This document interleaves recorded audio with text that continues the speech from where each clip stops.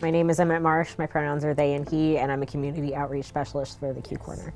Yeah, the navigators can help. I'd be very interested. I've had a really positive experience at the county when it comes to being open as a trans person, trans non-binary person myself, and have had a lot of respect with pronouns and the use of the correct name, which has been really amazing. But there isn't necessarily equity when it comes to menstrual products in all restrooms, and that can make things a little bit more difficult, especially not being able to necessarily rely on what would be available in a women's restroom.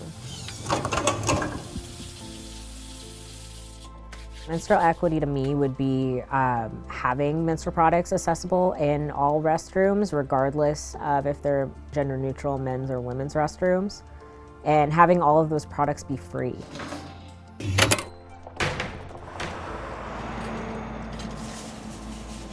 Hi, my name is Travis, he, they pronouns. I'm a nurse with the Santa Clara Valley Medical Center and the Gender Health Center. I feel like I am not necessarily passing all the way, so I get misgendered a lot, but then on both sides. So I'm neither all the way presenting masculine nor all the way presenting feminine, and if I go into a cisgendered men's restroom, I get othered. I would like to be able to just go into a men's restroom and just kind of having an understanding that I'm allowed to be in there. I feel like having those menstrual products in there kind of cements that or grounds that idea that there are other kinds of men that are allowed to be in there. My name is Eroxai Cisneros. I use he and they pronouns. I'm the outreach specialist at the Gender Health Center. I think we really should work to destigmatize menstruation, period. I think that there is a lack of education and also just the understanding that not all bodies that menstruate are women's bodies. And not all women's bodies menstruate either.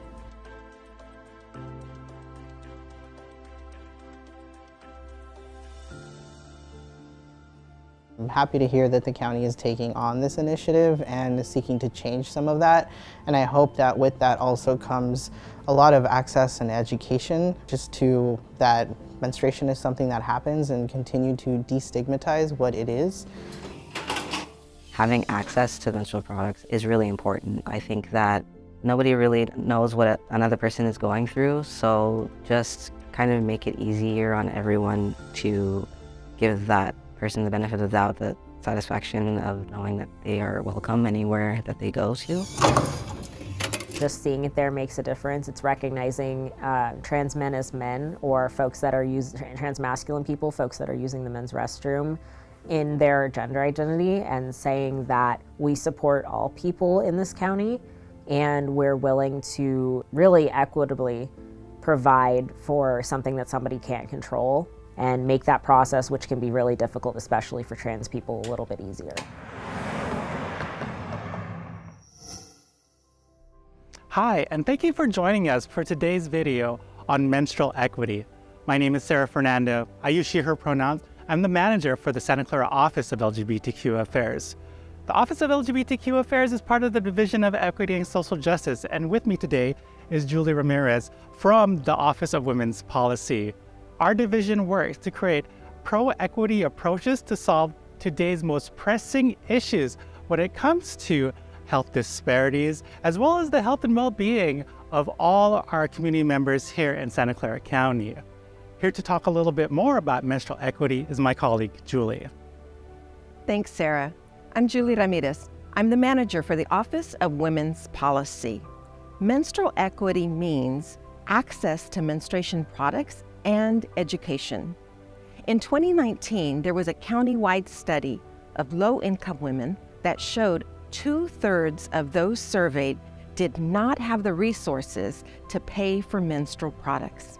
Additionally, 1/5 of those surveyed said that they struggled to pay for these products on a monthly basis.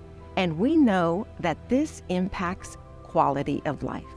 They reported that they could not go to work, they could not go to school, or otherwise participate in civic activities. Our county believes that menstrual products are just as essential as paper towels and toilet papers. We have implemented 2 important initiatives to provide access to menstrual products. First, in 2020, the county invested $1 million to get menstrual products into the hands of those in need. We have partnerships with Community Health Partnership, the Office of Education, and also First Five to provide menstrual products to their clients and also their students. Additionally, the county now offers menstrual products in all of its restrooms that it manages. We recognize that trans men, non-binary, and gender non-conforming individuals may need these products too. So these products will be available in men's bathrooms. Menstruation is a basic bodily function, and lack of access to these products is tied to gender inequality, income inequality, education inequality, and healthcare inequality. We must do our part to ensure that our community has the products that they need to thrive. Our county is doing its part to increase menstrual equity. You can learn more by going to our website at www.desj.sccgov.org. Thanks, Julie. Now, you mentioned that menstrual products are going to be available in all men's restrooms. And while we acknowledge that many people might be new to seeing menstrual hygiene products in men's restrooms, what we want to make sure is that everyone has equitable access to hygiene products within all county facilities. We also acknowledge that trans, non-binary, and gender expansive folks might feel challenges and barriers accessing the restrooms that feel most safest for them. And when you compound that with the lack of access to menstrual hygiene products, it makes for an awkward or not necessarily inclusive experience. In today's video presentation, what we're looking to do is learn from subject matter experts and folks of lived experience in regards to their experiences, as well as the experiences of community members when accessing restrooms, as well as accessing menstrual hygiene products. Our goal here today is to make our workplace more inclusive and affirming of everybody. Thank you.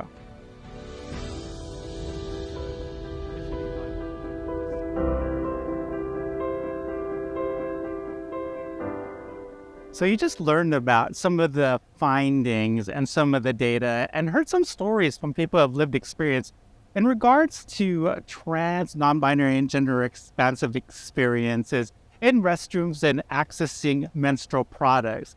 Here today, we have folks of subject matter expertise that work at County of Santa Clara here to share a little bit about their experiences accessing menstrual products, as well as accessing restrooms here at county facilities.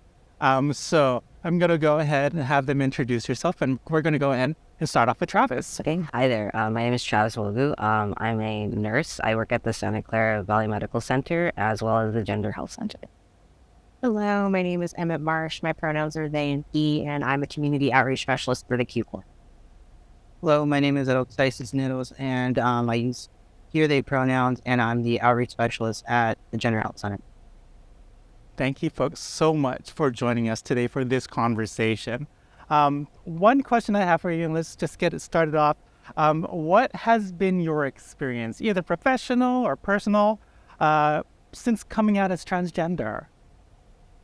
Since coming out, I think I've had a fair amount of support from friends, younger family members. I think that the part that still needs some work on are all of my older family members. I would say that I think culture has impacted that a great deal because there are certain conversations that are usually not had and are very difficult to have. And I don't know, the way that I was raised, you kind of put family before yourself. And I think that sometimes folks interpret something as personal as a transition as something that's selfish. So I'm still working on that. But in terms of my immediate coworkers and the folks in the community that I work with, yeah, everybody was super happy and very, very supportive. And like there was no trip up at all. I think with folks even having to refer to me in a different way, there was like excitement and happiness there. Yeah. How about you, Emmett? Prior to coming into the county workforce, I was in retail, and that experience coming out was not as positive. Some coworkers were very excited, but I got a lot of invasive questions, as well as, sorry, thinking about this is kind of hard. Some negative reactions from folks where they would be positive to my face, but negative behind my back. Since coming to the county, everything has been super positive. I was already fully out at that point, and working with the community that I do and where I do is super helpful, just because we're working within the LGBTQ plus community, and it's been a great experience with the county. Personal life, similar to what you said, younger family members have been very supportive. My parents have been very supportive, but older family members, on my dad's side, a lot of people don't know, and I'm okay with that just because of the cultural differences that are there. And how about you, Travis? For myself, I'd say it's definitely been kind of a roller coaster, ups and downs, kind of from all angles. Similar to Roxai, I've had a lot of positive feedback from a younger generation, not so much from the older generation, in that similar way. I'd say upon entering the county system, I was actually really impressed with the gravitational force of the acceptance that I got from it. At first, I was really scared to out myself, so I initially introduced myself as what I'm not right now. And at some point, when I decided to come into myself and be myself, everybody kind of had to relearn who I was as a person, and I accepted that it would take a little bit of time for them, but they kind of started to come around and be a lot more receptive and okay with it, and they didn't really make me feel othered as I had anticipated that they would be. As far as culturally, I didn't get that same kind of reaction. It's still a process for everybody to kind of adjust, and I accept that as well. And it doesn't mean that they're not coming around or getting used to it, but I'm looking forward to the change that is coming along. I'd say that over time as well, I've adapted and kind of found myself in communities like the Skate Like a Girl program, where they accept women, trans, and make it really welcoming for our people. And so I'm just really happier to know that it's kind of changing over time. So I'd say like rocky, rough start, but it's getting better over time. Yeah. And I like how you folks are kind of like, with that in context, is folks coming around, kind of like getting to know the trans community, especially folks that aren't aware. And it's great to know that you folks are having like a positive experience at county. One thing that the county recently did was a study on transgender, non-binary, and gender expansive workplace experiences. So this major survey talked about and went over the workplace experiences of folks that work within Santa Clara County. So not just county institutions, also like tech, Silicon Valley, CVOs, nonprofits, retail, all that stuff. And a lot of them reported in terms of just like experiences that they have specifically with restrooms. It showed that folks were either harassed, possibly attacked, or witnessed anti-trans hate speech in workplaces, especially where they don't have workplaces that don't have all gender restrooms. And although a majority of participants had access to adequate facilities, around 20% or 1/5 of participants, right, they reported difficulty finding a restroom that they feel comfortable using. So in terms of restrooms, and I'm going to pose this question to you, Travis, what has your experience been, or like the community members that you serve, what has their experiences been accessing restroom? My personal experience, I would say, has been really awkward. I identify as a transmasculine person, so I hope I come off as being masculine presenting. However, I don't always necessarily fit in a men's restroom, and I feel like they kind of get that sense from me that I don't fit in. So I feel pressured to not be there a lot of the times. At least I have been in. I've had experience where I've been pressured to not be there, and so it makes me feel inclined to use a women's restroom. And in that same way, I remember I've been inside of a in and out bathroom, and a cisgendered woman had walked in, and she double taked and asked if she was in the right restroom, and I felt super awkward. I feel really bad that I feel uncomfortable. I'm making others feel uncomfortable. I don't feel like it was the right kind of balance, and I want to be able to feel like it's okay for me to be somewhere. So I would want to feel like I can enter into a men's restroom and not have to be kicked out or not. Yeah, I would want to enter into a men's restroom, not have to be kicked out, and have the same kind of equity. I haven't necessarily encountered any kind of hate speech dialogue, but I'm very confident based on encounters that I've had with people that also experience that it is a real problem. So I do know that I'm not the only one that experiences it, and so I would want that to change and people to be more accepting of others in these kinds of spaces. And that's experiences that we've heard not only within the study, even my experience as a trans woman. Like, I'm as quiet as a mouse whenever I enter. It's like, just get in, get out, do your business. And I mean, like, the conversations that are in women's restaurants, it's totally it. So I do definitely feel in terms of just kind of like that experience, even though you might not hear like, anti-trans hate speech, that feeling that trans folks have in entering restrooms is something that folks of cisgender experience might not even think about, right? This question is going to be for Emmett. So Emmett, you're a subject matter expert in terms of working and educating folks on trans, non-binary, and gender expansive communities. What might be some of the challenges that trans, masculine, non-binary, and gender non-conforming people face when having a menstrual cycle, something as simple as a menstrual cycle? Because a lot of people, what we're trying to do here is really expand out menstrual products to be included in men's restrooms, but it might be kind of like a shock for people that enters. So what are some of the challenges folks have with menstrual cycles? Yeah, so trans, non-binary, and gender expansive folks can experience a lot of gender dysphoria around menstrual cycles, which is an incongruence between physical self and perceived self that can cause a lot of distress.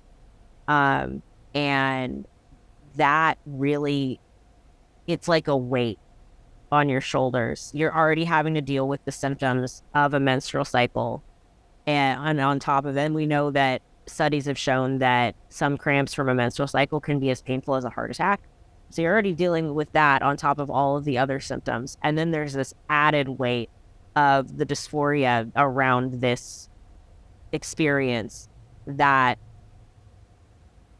is really, really difficult. Yeah, it can be really tough, and sorry.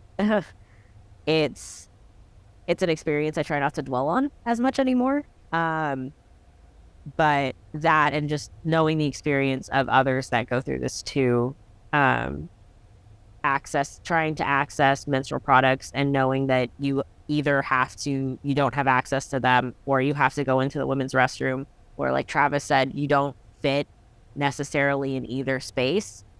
So just adding to that with the dysphoria on top of it can make it really, really difficult to have a menstrual cycle. I would say I could add to that, for the folks that do access like a men's room, but also have to deal with like a period.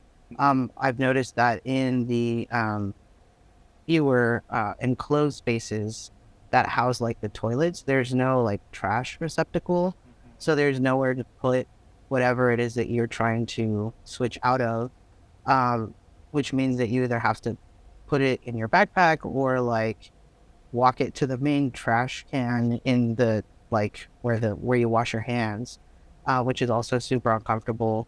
And then and if you opt to not use that restroom while you're on your period, then you're probably gonna get told by someone to leave that other bathroom. So yeah. And I like how you phrase that, Arakta, because it goes into one of my next question. This is really for you. Menstrual hygiene products are often categorized as women's products, right? But we've seen this movement, which is great, in terms of greater inclusion. So it's removing like the female marker on like period products, right? And we're seeing a greater number of product dispensers in women's restrooms, all gender restrooms, and even some men's restrooms. In your experience, has there been a shift toward increased access to menstrual products for everyone? And also a follow-up question for that. What are some of the hurdles trans and non-binary people face accessing menstrual hygiene products? I would say I've noticed more of a movement towards like not seeing periods or menstrual products as something that is shameful, which is different now than like when I was growing up, which was like in the 90s and like early 2000s. At that point in time, I recall even like if you needed something, you would ask a friend who might have also a pad, but like say it like this. You wouldn't really talk about it out loud. And then now like I was able to go to skate like a girl camp with Travis, and I remember like very distinctly like the announcement being made, oh, we have like menstrual products, like, and they're here and they live here, so anybody who needs them like can get them. But I don't recall ever having that experience when I was like a teenager. And so there was this kind of like aura of shame, like this is something that nobody talks about. I've seen an increase of access. I've seen definitely like the gender markers go away from the packaging. But what I haven't seen is like you still can't buy menstrual products like in the men's section. Like they're still typically in the women's section of the toiletries. They're still also very obvious with their packaging. There's nothing like inconspicuous about like there's not like a bag of pads that's just like black and gray and you can check out comfortably. No. They're all still like very pink and I mean they have those like the night version and those are like typically in darker packaging, but they still have like flowers and roses and like lilac colored things on them and cursive, so it's still very fascinating for me. And as you folks know, the county is committed to creating menstrual equity for all by providing free menstrual products in all restrooms. So not just women's restrooms, not just all gender restrooms, but also men's restrooms. One thing that I don't think people understand is some of the safety considerations that it might have surfaced in some of the things that you folks are talking about. So this question really is for anyone. What are some of the safety concerns that people might not be aware of when folks are accessing menstrual products inside men's restrooms? Yeah, I would say that that's pretty scary. Like, if I had the ability to either do that or not, maybe I would have said like, let's not do that. Because I think that we're still at a place where we really need to educate our citizens. A lot of, for example, the patients who experience any type of harassment in the bathrooms, in the building where the gender health center is located, that harassment comes from the patients or from other fellow patients, right? And so they have, they have these poor experiences, and, sometimes when they try and reach for help, the other most local staff members to that particular restroom also are not aware and do not know how, like, what is the law? Like, what do we do here?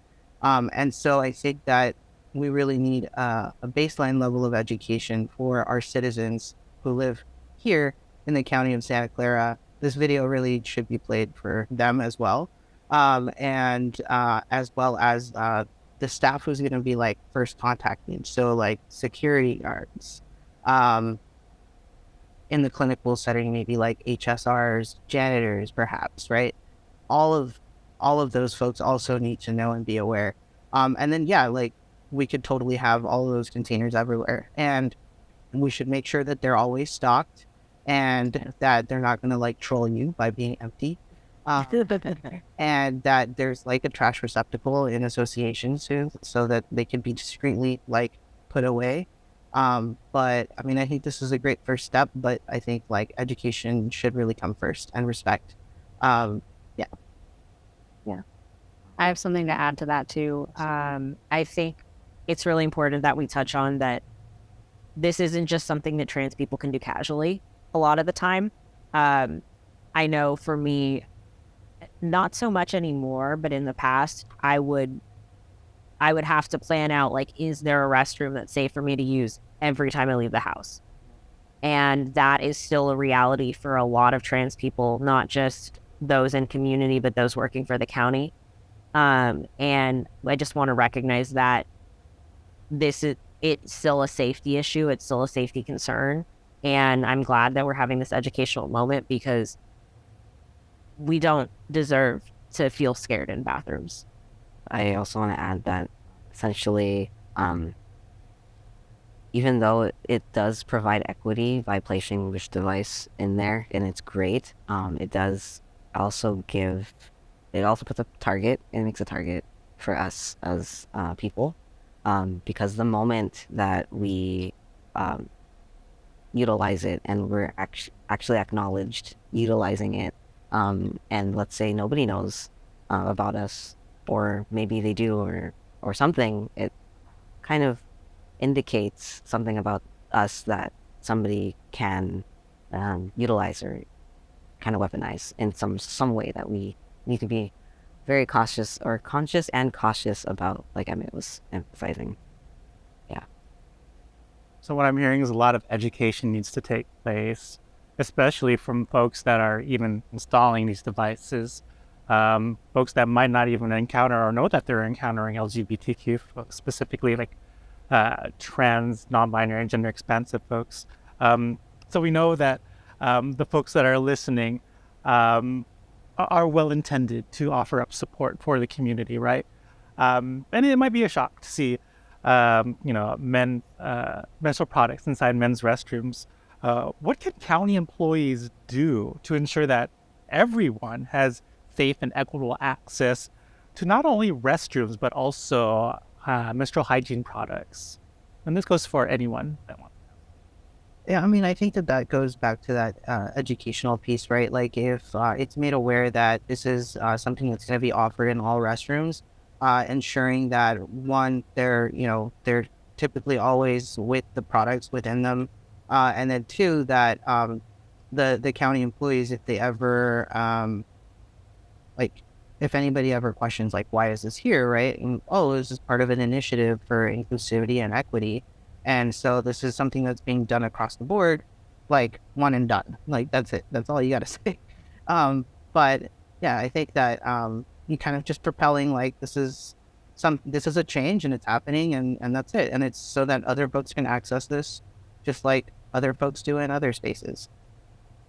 Anybody else in terms of advice that you might have for county employees, colleagues, folks that we work with? I guess acknowledging that change is happening, being more open to it. I've had some encounters with some people and some coworkers that are open to change and acknowledge that they're trying and want to be there for it. So just, being proactive about learning and educating and being receptive to new interactions with different kinds of people, or new placements, or these kinds of things that are going to be showing up in their bathrooms, or anything that somebody has to tell them about. Like Roxanne was saying, that this is that's something that's happening. Just being receptive and open and understanding. I think if everybody can just make that adjustment, then we could all move forward together, and that would be great. And I think that unfortunately there's still a lot of stigma around periods in general. And so if anything can be done to just educate on menstruation in general and what it is and how it can't be chosen or avoided until other medical procedures are done, that I think would also make an impact. Great point. Well, folks, thank you so much for your time today, being able to share some of your lived experience and also your subject matter expertise. It's great to hear stories from kind of like your own experience, as well as advice that y'all have in terms of how we can move forward. And I like how you said, Travis, being able to move forward together when it comes to initiatives like this. So thank you so much for taking the time out. And I just want to thank the County of Santa Clara for allowing us this space to be able to take this on.